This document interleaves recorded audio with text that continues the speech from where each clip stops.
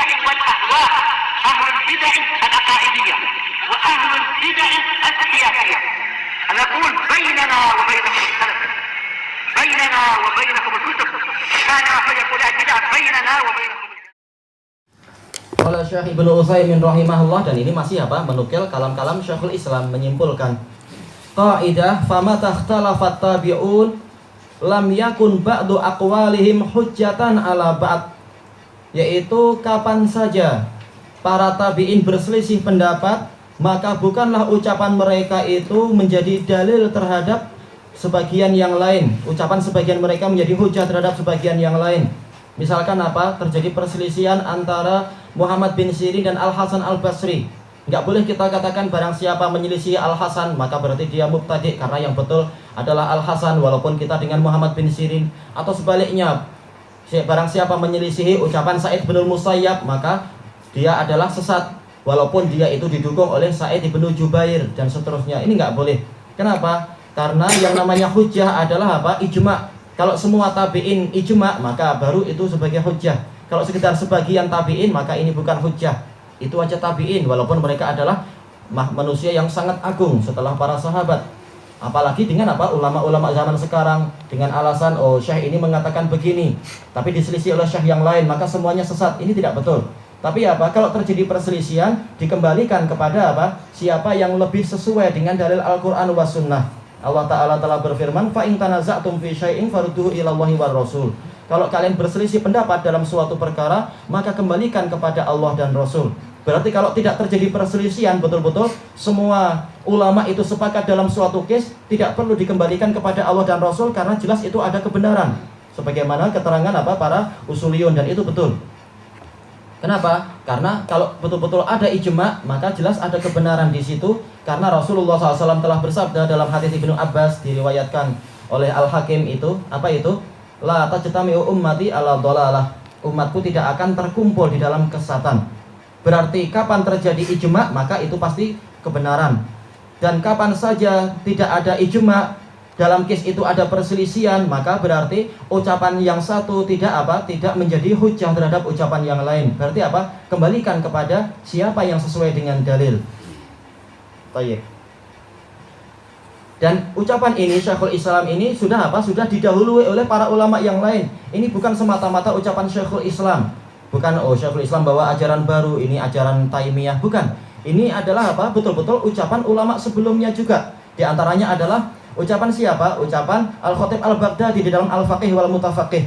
Beliau menyebutkan kalau tabi'in itu sepakat dalam suatu perkara maka itu adalah hujjah dan itu adalah adalah kebenaran. Tapi kalau tabi'in itu berselisih menjadi dua pendapat, maka jangan kalian mendatangkan pendapat ketiga karena pasti kebenaran ada di salah satunya. Bagaimana kita tahu kebenaran yang ini atau pendapat yang itu? Lihat mana yang sesuai dengan dalil. Demikian pula kalau tabi'in berselisih menjadi tiga pendapat, pasti kebenaran ada di salah satunya. Tidak mungkin yang betul adalah orang yang mendatangkan pendapat keempat. Berarti kalau kita mengatakan tabi'in hanya berselisih dalam tiga pendapat, kita katakan dan semuanya salah.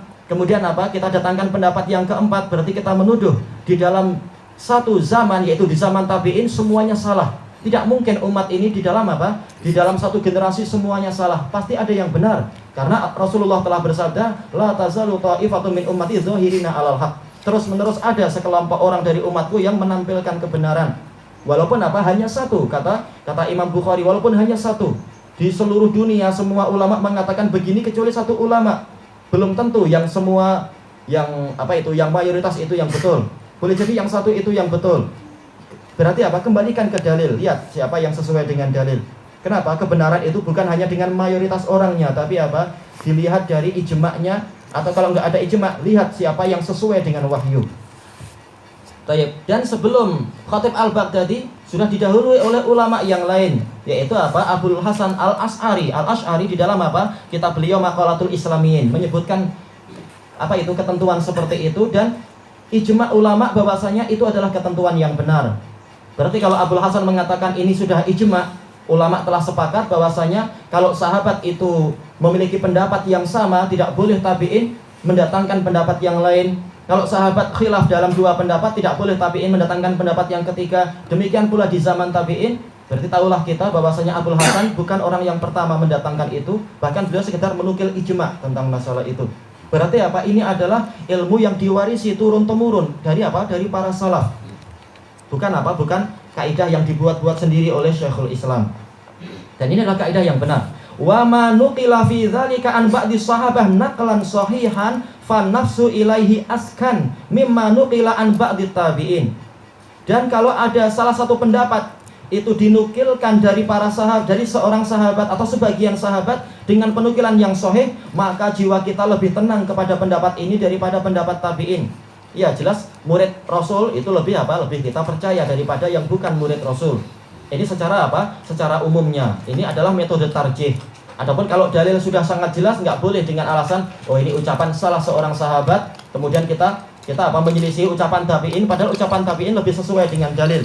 Walaupun itu adalah pendapat seorang sahabat, bukan semua sahabat, tapi seorang sahabat, kalau dia tidak sesuai dengan dalil, maka ijtihadnya adalah keliru.